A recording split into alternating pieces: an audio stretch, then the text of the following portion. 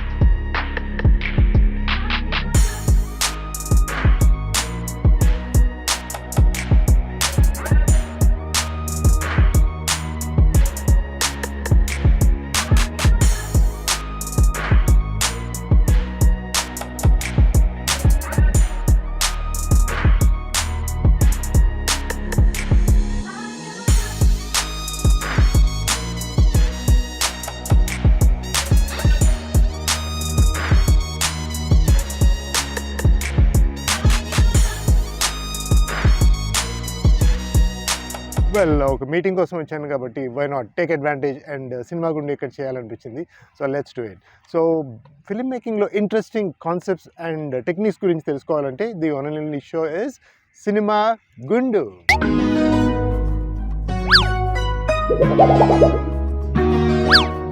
Especially ఈ వీడియోని చివరి వరకు చూడండి, ఎందుకంటే చివరిలో మీకు ఎప్పటిలాగే ఒక బెనిఫిట్ టిప్ ఉంటుంది.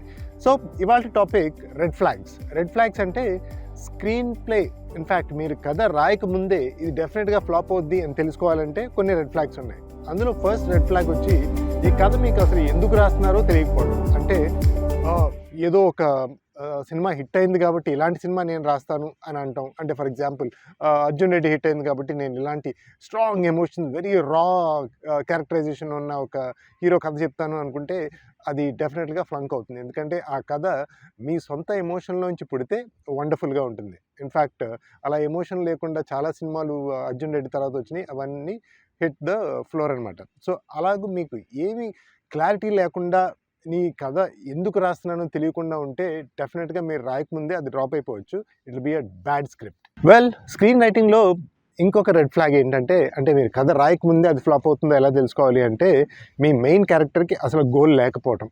యూజువల్గా కొత్త రైటర్స్ ఏం చేస్తారు అంటే మంచి మంచి సన్నివేశాలు ఉంటాయి, మంచి మంచి ఐడియాస్, ఒక ప్లాట్, లేకపోతే ఫైటింగ్కి మంచి సీక్వెన్స్లు, మంచి ప్లాట్ ఐడియాస్, లేకపోతే ఒక మంచి లవ్ సీన్లు ఉంటాయి. వాళ్ళ దగ్గర సన్నివేశాలు ఉంటాయి. ఆ సన్నివేశాలు రాసేసి నా దగ్గర కథ ఉంది అని చాలామంది ఫీల్ అవుతుంటారు. నో, మీ క్యారెక్టర్కి మెయిన్ గోల్ ఒకటి ఉండాలి. ఆ గోల్ చుట్టూ ఆ క్యారెక్టర్ తిరుగుతూ ఉంటే ఆటోమేటిక్గా గ్రిప్పింగ్గా సీన్స్ దానంతట అవే పడతాయి. ఫర్ ఎగ్జాంపుల్ మనం మల్లేశన్ తీసుకోండి. మల్లేశన్లో very simple and very clear goal ఆయనకి, హీరోకి ఏంటంటే దట్ నేను మా అమ్మ వీవింగ్ చేసేటప్పుడు పెయిన్ రాకూడదు, ఆ చేతులు నొప్పుడుతున్నాయి, ఆ పెయిన్ నుంచి రిలీవ్ అవ్వాలంటే నేను ఒక మంచి ఎక్విప్మెంట్ కనిపెట్టాలి అనే ఒక దృఢ నిశ్చయం ఆ క్యారెక్టర్ని అన్ని పనులు చేస్తూ ఉంటుంది. So every scene in Mallesham ఒక్కొక్క సీను ఆ మెయిన్ గోల్కి రిలేట్ అవుతూ ఉంటుంది.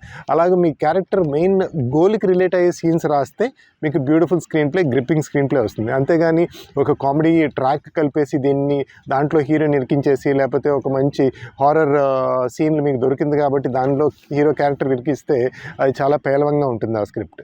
మీ స్క్రీన్ ప్లే రాయకముందే ఫ్లాప్ అవుతుంది అని తెలియాలి అంటే ఇంకొక రెడ్ ఫ్లాగ్ ఈజ్ మీ సినిమాలో అస్సలు థీమ్ లేకపోవడం. థీమ్ అంటే ఒక జనరల్ మెసేజ్ ఆర్ ఒక జనరల్ ఐడియా దట్ మనం లైఫ్ గురించి చెప్పబోయేది. అంటే ఫర్ ఎగ్జాంపుల్ జెర్సీ సినిమాలో ఏజ్ ఇస్ నాట్ లిమిట్. మీరు ఏమన్నా మంచి స్ట్రాంగ్ ప్యాషన్ ఉంటే అది ఏ ఏజ్లో అయినా సాధించవచ్చు అనేది ఒక ఓవరాల్ అండర్ కరెంట్ మెసేజ్ అనమాట. అంటే మెసేజ్ అంటే ఏదో స్పీచ్ ఇచ్చినట్టు ఉండకూడదు, అండర్ కరెంట్ వెళ్తూ అది మనకి ఎండ్ ఆఫ్ ద సినిమా బయటకు వచ్చినప్పుడు అరే భలే చెప్పాడు ఈ పాయింట్, ఏ ఏజ్లో అన్నా మనం ప్యాషనేట్ ఉంటే దాన్ని సాధించవచ్చు అనే మెసేజ్ ఆర్ ద థీమ్ ఏముందో అది క్లియర్గా ఆడియన్స్కి అర్థం కావాలి. ఈ థీమ్ మీరు రాసుకున్నా రాయకపోయినా ఈ theme back of the mind మీకు లేకపోతే ఆ స్క్రీన్ ప్లే చాలా పేలవంగా ఉంటుంది, చాలా చాలా ఫోర్స్డ్గా ఉంటుంది. That is another red flag. Theme లేకపోతే you will flop. Screenplay రాయకముందే అది ఎలా ఫ్లాప్ అవుతుందో తెలియాలి అంటే ఇంకొక రెడ్ ఫ్లాగ్ ఈజ్ మీ వరల్డ్ గురించి మీరు సరిగ్గా రీసెర్చ్ చేయకపోవడం. ఫర్ ఎగ్జాంపుల్ మీరు ఒక విమెన్ రెస్లర్ గురించి ఒక కథ రాస్తున్నారనుకోండి. నిజంగా మన ఇండియాలో విమెన్ రెజ్లర్స్ ఎంతమంది ఉన్నారు, ఎక్కడెక్కడ వీళ్ళు ఎక్కువ రెజ్లింగ్ నేర్చుకుంటున్నారు, ఇవన్నీ రీసెర్చ్ చేశారా? దానికి బెస్ట్ ఎగ్జాంపుల్ దంగల్ సినిమా. హర్యానాలో ఒక చిన్న విలేజ్ బిలాల్ అనే ఒక చిన్న విలేజ్లో చాలా ఆ మెయిన్ క్యారెక్టర్ అక్కడే పుట్టింది. వాళ్ళ కూతుర్ని ఇక్కడే రెజ్లర్స్ చేశాడు అని రీసెర్చ్ చేసి ఆ పల్లెటూరుకి వెళ్ళి తివారీ గారు ద డైరెక్టర్ ఆ పల్లెటూరులో ఉండి అక్కడ విమెన్ రెజ్లర్స్ ఎందుకు పుడుతున్నారు, అసలు వాళ్ళకి ఎందుకు ఇంత ప్రోత్సాహం దొరికింది, ఆర్ రిజెక్షన్ జరిగింది, వాళ్ళు పడిన ఇన్సల్ట్స్ ఇవన్నీ తెలుసుకుని ఆ రీసెర్చ్ చేసిన తర్వాతే కథ రాయటం మొదలుపెట్టారు. ఇన్ఫ్యాక్ట్ నేను కూడా లండన్లో ఒక హార్స్ బేస్డ్ సినిమా తీశాను. ఆ సినిమా తీసే ముందు నేను ఆ హార్స్ టేబుల్కి వెళ్ళి వాళ్ళతో కూర్చుని మాట్లాడి ఆ హార్స్ హ్యాక్స్ చేసి, అంటే రైడింగ్ చేసి, ప్లస్ ఆ హార్స్ బెడ్ ఎలా మేక్ చేయాలి, లేకపోతే హార్స్ షిట్ ఎలా క్లీన్ చేయాలి, ఇవన్నీ నేర్చుకుని ఆ వరల్డ్ని మొత్తం స్టడీ చేసి జిల్ కరాంజే అనే ఒక లేడీని కలిసి ఆవిడ ఒలింపిక్స్కి డ్రెస్సాజ్ కాంపిటీషన్స్కి ట్రైనింగ్ ఇస్తారు. ఆ ట్రైనింగ్ ఎలా ఇస్తారు, ఎంతమంది లేడీస్ ఇక్కడ వచ్చి నేర్చుకుంటారు, ఇదంతా వరల్డ్లో నేను తెలుసుకున్న తర్వాతే ఆ కథ రాశాను. సో మీరు బిల్డ్ చేసే వరల్డ్ని మీరు స్టడీ చేయకుండా, రీసెర్చ్ చేయకుండా కథ రాసేస్తే డెఫినెట్గా ఎవరో థర్డ్ పర్సన్ రాసినట్టు ఉంటుంది. మీ ఎమోషన్, మీ బెల్లీ బటన్ అంటే నావిలోంచి రాదు. సో ఇంకొక రెడ్ ఫ్లాగ్, మీ వరల్డ్ మీద మీరు రీసెర్చ్ చేయకపోతే డెఫినెట్గా ఫ్లాప్ అవుతుంది. ఇప్పటి వరకు ఈ వీడియోని చూస్తున్నారు అంటే చివరిగా వచ్చే బెనిఫిట్ టిప్ గురించి వెయిట్ చేస్తున్నారని నాకు క్లియర్గా అర్థమైంది. ఇవాళ బెనిఫిట్ టిప్ ఇన్ఫ్యాక్ట్ ఇది సినిమా ఫీల్డ్లో ఉన్న వాళ్ళందరికీ, ఎస్పెషలీ రైటర్స్ అండ్ డైరెక్టర్స్కి, ఎందుకంటే ఇది ఒక యాటిట్యూడ్కి సంబంధించిన టిప్. ఇది సినిమా ఫీల్డ్లో ఎస్పెషలీ రైటర్స్ అండ్ డైరెక్టర్స్కి రిజెక్షన్స్ చాలా ఎక్కువ వస్తాయి. రిజెక్షన్స్ ఎలా అంటే, కథ బాగాలేదు, మా హీరోకి సెట్ అవ్వదు, లేకపోతే ఇందులో మరీ రాగా ఉన్నాయి, కొన్ని చేంజెస్ తీసుకురాగలవా అని ప్రొడ్యూసర్ దొరకకుండా రైటర్స్కి డైరెక్టర్స్కి చాలా స్ట్రగుల్ అవుతూ ఉంటారు. ఈ రిజెక్షన్స్ మనం కంట్రోల్ చేయలేం, కానీ ఆ రిజెక్షన్స్కి వచ్చే మన రియాక్షన్ని కంట్రోల్ చేయగలం. దాన్ని ఎలాగ కంట్రోల్ చేయగలం అంటే, ఒక చోట రిజెక్షన్ అవుతుంది అంటే ఇంకో చోట మీకు ఆపర్చునిటీ వస్తుంది అనే యాటిట్యూడ్. అంటే చాలా దీనికి చెప్పడం ఈజీ, కానీ చాలా పొగరు, ఒక యారగెన్స్ ఉంటే కానీ ఇలా మనం లైఫ్ని ఫేస్ చేయలేం.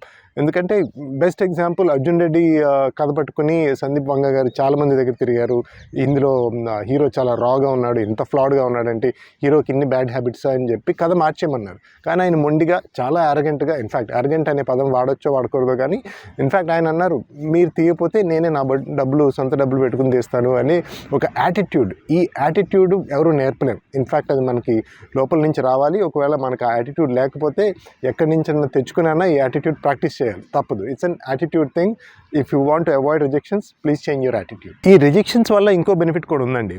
అదేంటంటే, రిజెక్షన్స్ వల్ల మనకు చాలా డౌట్స్, క్వశ్చన్స్ వచ్చేస్తాయి. అసలు నేను కథ కరెక్ట్గానే రాసుకున్నానా, అసలు నేను ఈ కథని కరెక్ట్ ప్రొడ్యూసర్కే చెప్తున్నానా, లేకపోతే నేనేమన్నా చేంజెస్ చేయాలా అని చాలా ఇన్హిబిషన్స్, క్వశ్చన్స్ వస్తాయి. ఇన్ఫ్యాక్ట్ దాన్ని పాజిటివ్గా తీసుకుంటే ఎప్పుడైతే రిజెక్షన్ వచ్చినప్పుడల్లా దీన్ని ఒక రీరైటింగ్ ఆపర్చునిటీగా చూడండి.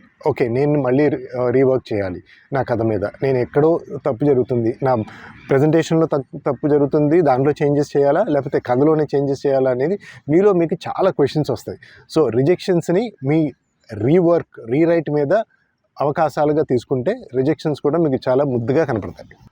అది ఈ వారం టాపిక్. నెక్స్ట్ వీక్ ఇంకొక ఇంట్రెస్టింగ్ టాపిక్తో మీ ముందుకు వస్తాను. అండ్ ప్లీజ్ ఈ వీడియోని చివరి వరకు చూసినందుకు చాలా థ్యాంక్ యూ. అండ్ వీడియోని కంపల్సరీ మీ ఫ్రెండ్స్కి, మీరు కానీ ఎమోషనల్గా కనెక్ట్ అయితే, ఏదన్నా నేర్చుకుంటే, please share the video, like and comment. Because మీరు కమెంట్స్, లైక్స్ అండ్ షేర్ చేస్తే ఇలాంటి వీడియోలు నేను ఇంకా చేయగలను అండ్ మీలోంచి మంచి రైటర్స్ అండ్ డైరెక్టర్స్ని వెలికి తీయగలను. Thank you so much for watching Cinema గుండు.